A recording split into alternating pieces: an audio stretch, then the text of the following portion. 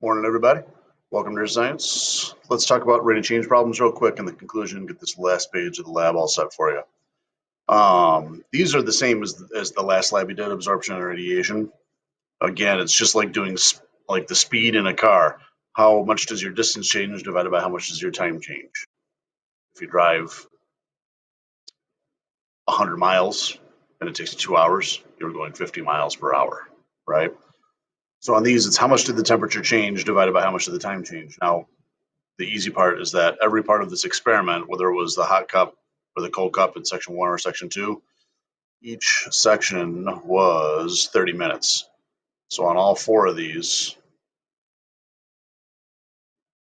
it's going to be something. And yes, I do want you to write these down. Don't just give me answers.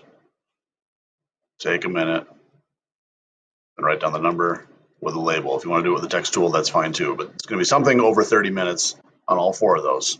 And what the something is going to be is basically you should have already done the arithmetic.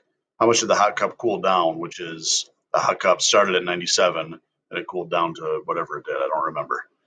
The cooled cup, how much did it warm up? It started at 2 and it went up to whatever it was.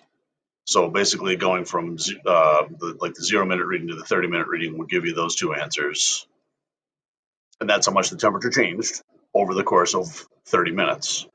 So you'll put in that many degrees C, however many it is, and that will equal, type the numbers in the calculator, that will equal some number of, you just steal the label from right here, some number of degrees C per minute. Yes, they should all look like this. Slightly tedious, but 4 to go, we're almost there to the end of these labs.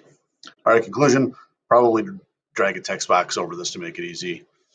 Just give me a quick bit on what rate this as if you were explaining to somebody that wasn't here to see the lab. Tell the reader what the lab is and how part 1 and part 2 were different, and then tell me the results. And this is going to be one of those deal breakers. If there's no data in your answer, it's going to come back to you incomplete right away. Okay, that's like the first thing I'm going to scan for.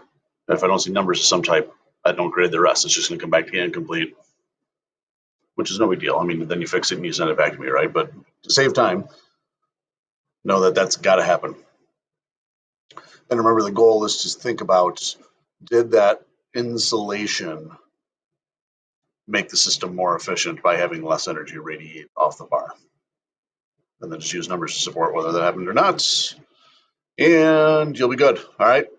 Good job. Finishing all this up. We'll move on soon.